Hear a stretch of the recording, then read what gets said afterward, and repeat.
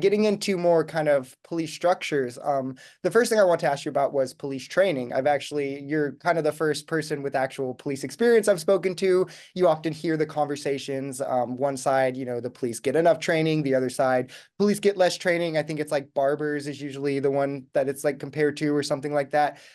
Did you personally feel like you got enough training in your experience of just dealing with cops? Do you think there's enough training? What's your kind of opinion on it? In the more formal training, I mean, the academy generally is 6 months long, and you do learn a lot. I mean, they're practical skills. I had never handled a gun before, and the driving training was kind of fun, and I learned from that.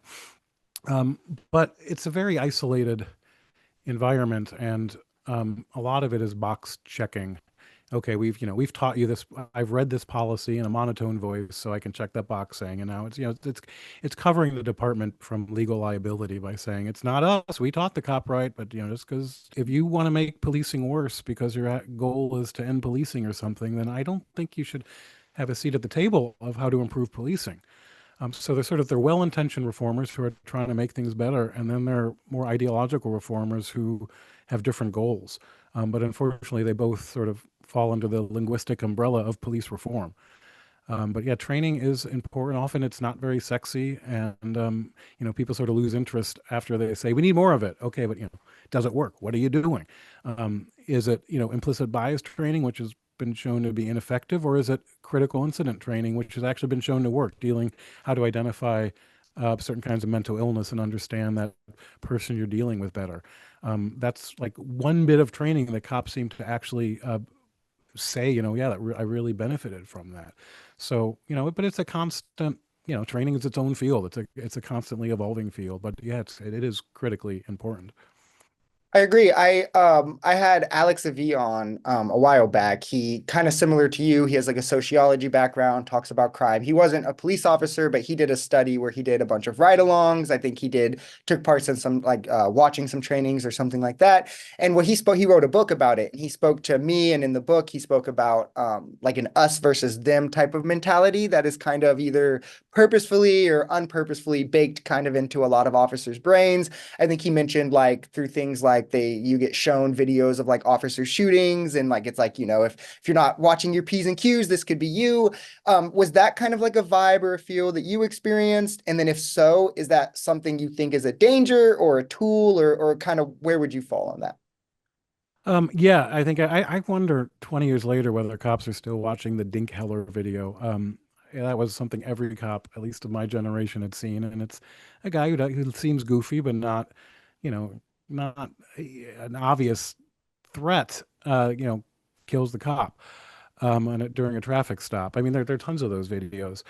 I do think you do need to watch some of those because you don't want to be in that situation.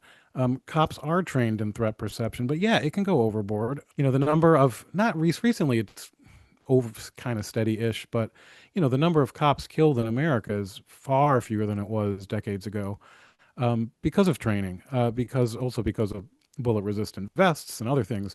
Um, but the job has at that level gotten safer. But a lot of people say, oh, it's really not that dangerous because only 50 cops get, shot and killed in a year or so. There's a difference. Yeah, construction's more dangerous. More people die. But that's not really the right way to define it because you're not dealing with humans who are actively trying to kill you. So that's a extra little variable in there is that it's a human to human interaction and not like, not paying attention at the lumber mill and getting your fingers cut off sort of accident. I do have two questions left for you if we have the time. My first one is just kind of your opinion on I don't know the word for it, I guess militarized kind of policing, if you want to call it that, we're seeing with the National Guard in DC. They were in LA. Trump's now signed an executive order to do it nationwide, I believe, if needed. I think Chicago was a city he mentioned. What is your opinion on this? Do you think it's going to solve the issues he's claiming it'll solve? Do you think it'll make them worse? Where do you stand? I wish, I mean, I could talk on sort of a more abstract level of what added resources can do. And there's a benefit to that.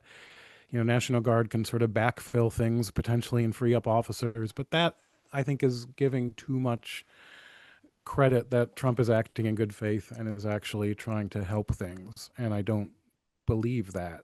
Um, so I worry very much about it. But I do think, it's important to note, I think in week one, the crime has gone down in DC. Oh, so look at that. We did police our way out of the problem just by putting National Guard there. That doesn't necessarily, I'm not saying that's the solution. And again, another, the federal district is different.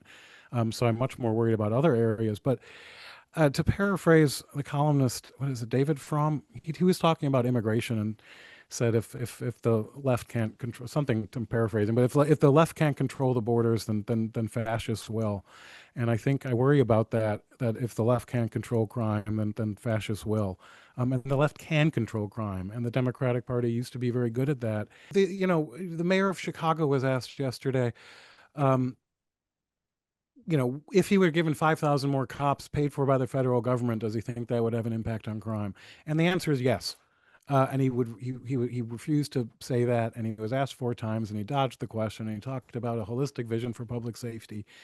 But if we can't accept the fact that cops with good leadership are an essential part of bringing down crime, we of the left we're abdicating. I mean, it's a moral fault, but also, yeah, that's it's opening the door for Trump, because people do want more uh, police, especially in high crime areas.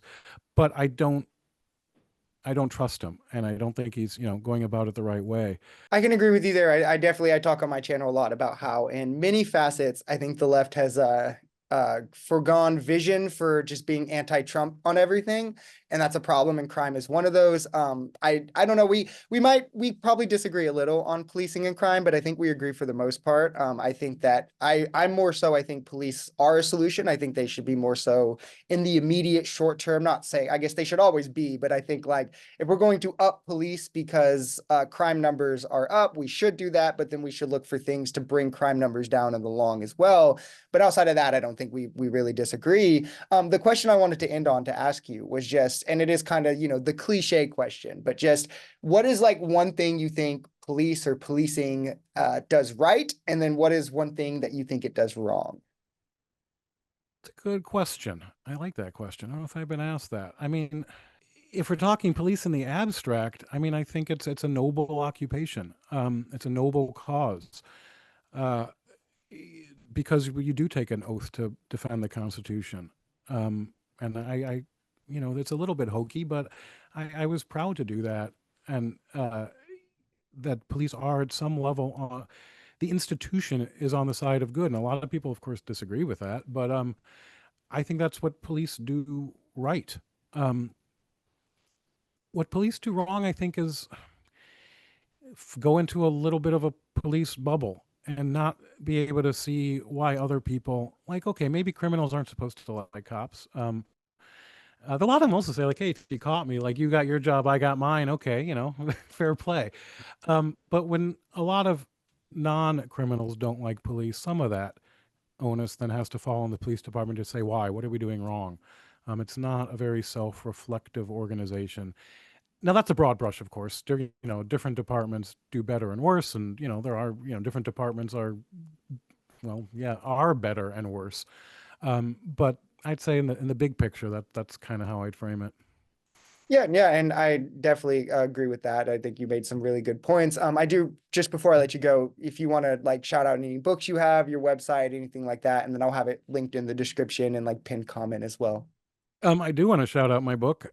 It's just out a couple months ago, Back from the Brink Inside the NYPD and New York City's Extraordinary 1990s Crime Drop, and it's it's an oral. It's told from mostly the police officer's perspective, but it shows how what the police role was and how the organization changed from one that wasn't focused on preventing crime and violence to one that was. And there were 2,262 murders in New York City in 1990, and then we got in 2017 it was under 300. That is just a huge, and other crimes went down as well. I trust those numbers more. I'm always skeptical of crime stats, but I mean, my God, what a savings of lives! And during that decade in the '90s, poverty in New York actually increased. We didn't. This is Mayor Giuliani's time. Social programs were slashed, and I'm not saying that's good, but we were able to save lives despite that. And I think I hope Back from the Brink. I want it to be a good read, but it does tell a story that I think the lessons have been either forgotten or misunderstood, and it's good to have those voices out there. Awesome. And yeah, again, if anyone wants to read it, I'll have it in the pinned comment. I'll have it in the description as well, multiple places to find it. Thank you again for taking time to speak with us. I think it was an amazing conversation, and we'd love to have you back on again sometime. Anytime, just ask. I'm here. Thanks for Awesome. having me. Yep. I hope you Bye. enjoy the rest of your day, my friend.